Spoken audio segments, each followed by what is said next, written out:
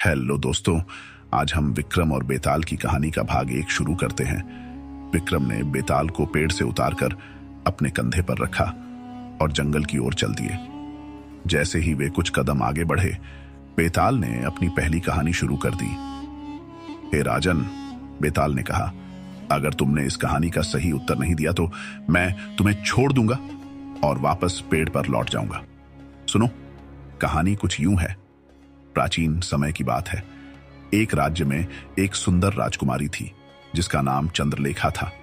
उसकी सुंदरता और बुद्धिमानी की ख्याति चारों ओर फैली हुई थी।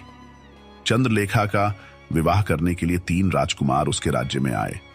सभी तीनों राजकुमार सुंदर, वीर और ज्ञानी थे, लेकिन राजकुमारी को यह तय करना मुश्किल था कि वह किससे विवाह करे। राजा ने अपनी बेटी से कहा, चंद्रलेखा, तुम इनमें से एक को अपना जीवन साथी चुन सकती हो। परंतु चंद्रलेखा के लिए यह निर्णय आसान नहीं था।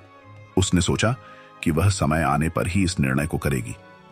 एक दिन एक भयानक घटना घटी। राजकुमारी की मौत हो गई और राज्य में शोक की लहर दौड़ गई। उन तीनों राजकुमारों ने भी यह समाचार सुना और शोक में डूब गए। पहला राजकुमार, जिसने राजकुमारी से सच्चा प्रेम किया था, ने उसकी अस्थियां इकट्ठी की और एक गुफा में जाकर तपस्या करने लगा।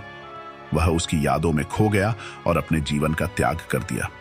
दूसरा राजकुमार, जो चिकित्सा शास्त्र में निपुण था, ने अपनी विद्या का उपयोग करके कोशिश की कि वह राजकुमारी को जीवन में वापस ला सके। उसने दुर्लभ औषधियों की खोज की और हर संभव प्रयास किया कि किसी तरह चंद्रलेखा पुनः जीवित हो सके।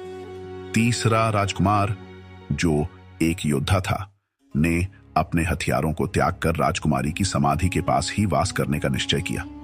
उसने वचन लिया कि वह उसके प्रेम में बंधा रहेगा और जीवन भर उसकी रक्षा करेगा।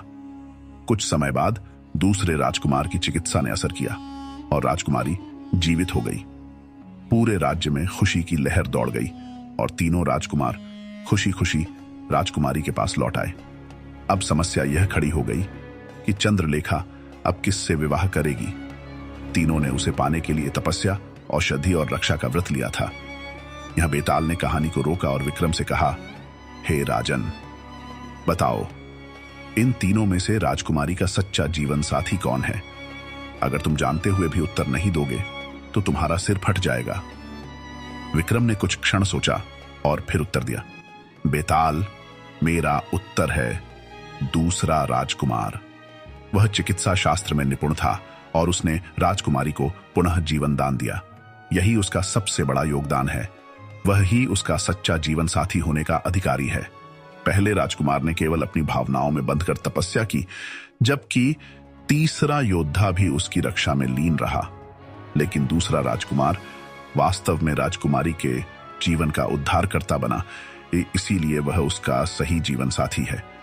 बेताल ने हंसते हुए कहा, राजन, तुमने सही उत्तर दिया है, परंतु तुम्हारे उत्तर के कारण मैं एक बार फिर उड़कर पेड़ पर लौट जाऊंगा। और यह कहकर बेताल हवा में उड़ गया और पुनः उसी पुराने पेड़ पर जा लटका। विक्रम को क्रोध तो आया, लेकिन उन्होंने फिर से दृढ़ संकल्प लिया और बेताल को पकड़ने के लिए वापस पेड़ की ओर बढ़े। Thanks for watching.